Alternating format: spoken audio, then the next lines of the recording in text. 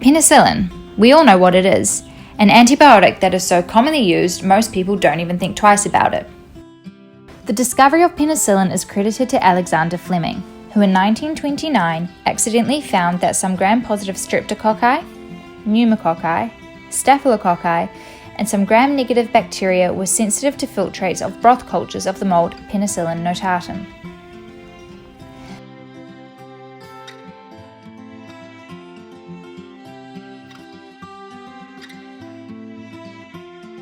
This antibiotic resistance was thereafter called penicillin.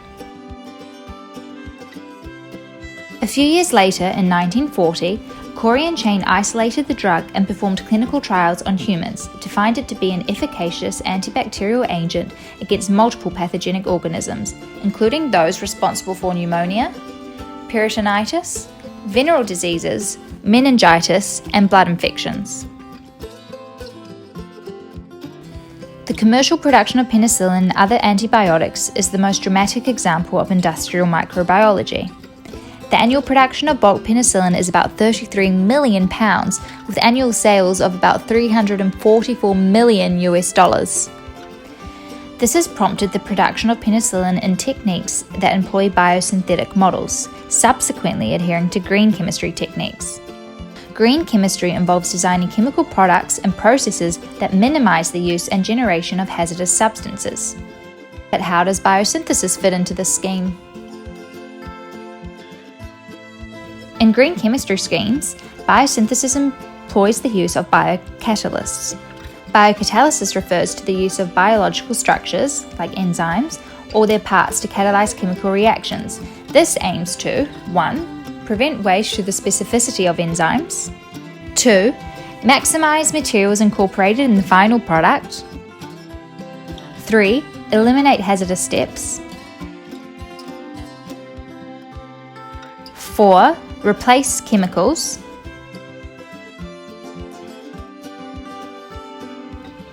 5. Use water solvents in neutral pH and room temperature. 6. Save energy.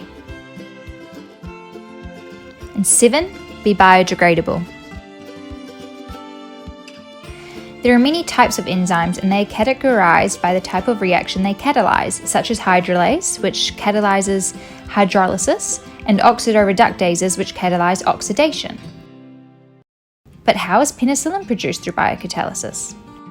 Penicillin G acylase, or PGA, is a biocatalyst used in the production of semi-synthetic penicillin. It is an enzyme obtained from microorganisms like E. coli. The annual consumption of PGA has recently been estimated to range from 10 to 30 million tons. This enzyme is a heterodimer, the smaller subunit, alpha, with 209 amino acids, and the larger one, beta, with 557 amino acids. The role of the alpha subunit is to recognize the side chain of the substrate, while the terminal serine, essential for the catalytic activity, is in the beta subunit of the enzyme.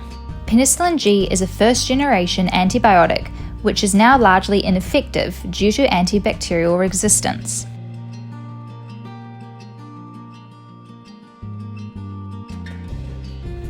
PGA hydrolases penicillin G to obtain 6-aminopenicillic acid, or 6-APA. The biocatalysis process at pH 7 to 8 and temperature 30 to 37 degrees Celsius. These conditions suit the reaction and the stability and activity of PGA. Attaching different groups to 6-APA results in the formation of different types of antibiotics to treat different types of infection, such as amoxicillin, used to fight bacteria causing tonsillitis and bronchitis, and ampicillin, used to fight meningitis and pneumonia. The original process to produce 6-APA without PGA was by the Delft cleavage process and had high conversion yields.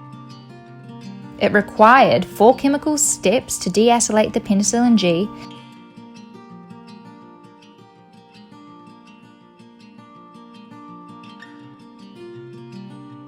This required the protection and deprotection of reactive groups which use hazardous reagents like phosphorus pentachloride and dichloromethane.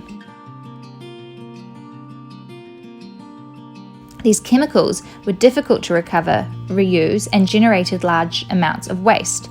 Despite this large pollution, this process was still used for 15 to 20 years due to the demand for the product and the high yields.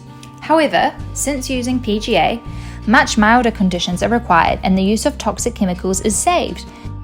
The elimination of the protection and deprotection steps means there is no production of needless byproducts due to the specificity of the enzymes, thus there is no need to refine the purity for the desired products and there is less polluting waste generated. The use of enzymes is also cost effective as the catalyst is reused several times. Unlike the original hazardous reagents, PGAs themselves are non-corrosive and are fully biodegradable, so do not harm the environment.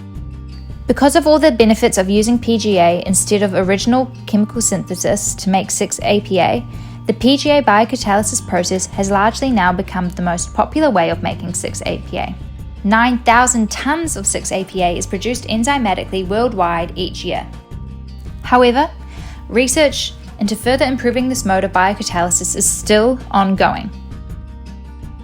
Thanks for watching.